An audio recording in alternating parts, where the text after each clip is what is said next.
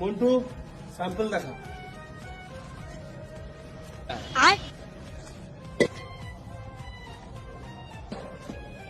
মাল ঠিক আছে।